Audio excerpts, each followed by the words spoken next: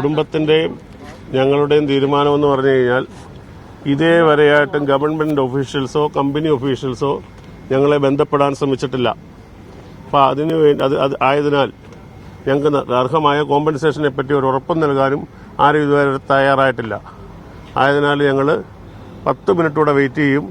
അത് കഴിഞ്ഞിട്ട് ബോഡി ഇവിടെ ഉപേക്ഷിച്ചിട്ട് പോകാനാണ് കുടുംബത്തിന്റെയും ഞങ്ങളുടെയും തീരുമാനം. വെറും 10 മിനിറ്റൂടെ നോക്കും. അത് കഴിഞ്ഞിട്ട്, കാരണം ധാർഷ്ട്യം കാണിക്കുവാണെന്ന് മനസ്സിലായി. ഗവൺമെന്റ് ഒഫീഷ്യൽസും ഈ കമ്പനി ഉദ്യോഗസ്ഥരും ധാർഷ്ട്യം കാണിക്കുവാണ്. അവര് ഒരു മൃതദേഹത്തോട് കാണിക്കുന്ന മര്യാദകേടാണ് കാണിക്കുന്നത്. ഇതൊരു കൊലപാതകമാണ്. ഇതൊരു ആസൂത്രിത കൊലപാതകം തന്നെയാണ്. നിഷേധിക്കാൻ പറ്റുമോ ആർക്കെങ്കിലും? ഇത്ര കെയർലെസ് ആയിട്ട് സേഫ്റ്റി ലാഗോടുകൂടി ആൾക്കാരെ പണിയെടുപ്പിക്കുകയും അവിടെ നടക്കുന്ന അപകടങ്ങൾക്കും എല്ലാം അതിനെ ആക്സിഡന്റ് എന്നല്ല പറയേണ്ടത്, കൊലപാതകമെന്ന് തന്നെയാണ്. ഈ ആസൂത്രിതമായ കൊലപാതകത്തിന് ഗവൺമെന്റും കൂട്ടുനിൽക്കുന്നു എന്ന് പറയുമ്പോൾ ഞങ്ങൾക്ക് സങ്കടമുണ്ട്.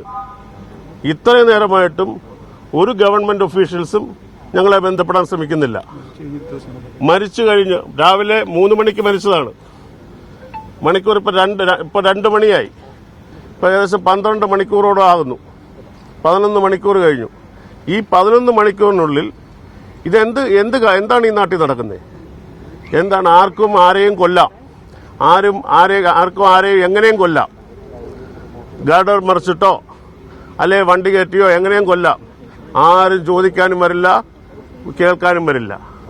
ഇതാണ് ഇന്ന് ഈ നാട്ടിൽ നടക്കുന്ന കാര്യങ്ങൾ. ഇത്ര വൃത്തികെട്ട രീതിയിൽ, ഇത്ര അഴിഞ്ഞ രീതിയിൽ നടക്കുന്ന ഈ ഒരു പ്രതികരണത്തെ ഞങ്ങൾക്ക് അങ്ങേയറ്റം രോഷമുണ്ട്. അങ്ങേയറ്റം രോഷമുണ്ടെന്നുള്ള കാര്യം ഞങ്ങൾ വീണ്ടും വീണ്ടും ആവർത്തിച്ച് പറയുവാണ്. വരുന്ന തെരഞ്ഞെടുപ്പുകളിൽ പോലും അതിനെ ബാധിക്കും. അത് മനസ്സിലാക്കേണ്ടവർ മനസ്സിലാക്കിയാൽ കൊള്ളാം. ഞങ്ങളിവിടെ വന്നതിന് ശേഷം കമ്പനി ഉദ്യോഗസ്ഥർ പറഞ്ഞ ആരും ബന്ധപ്പെട്ടിട്ടില്ല. ചില ഏജന്റന്മാരാണെന്ന് തോന്നുന്നു ചിലർ ഞങ്ങളെ വിളിക്കുകയുണ്ടായി. അവർ പറയുന്നതിനകത്ത് ആധികാരികത ഇല്ലാത്തതിന്റെ പേരിൽ ഞങ്ങൾ അവരോട് പറഞ്ഞു, കമ്പനി ഉദ്യോഗസ്ഥന്മാരോട് നേരിട്ട് സംസാരിക്കാൻ പറഞ്ഞു.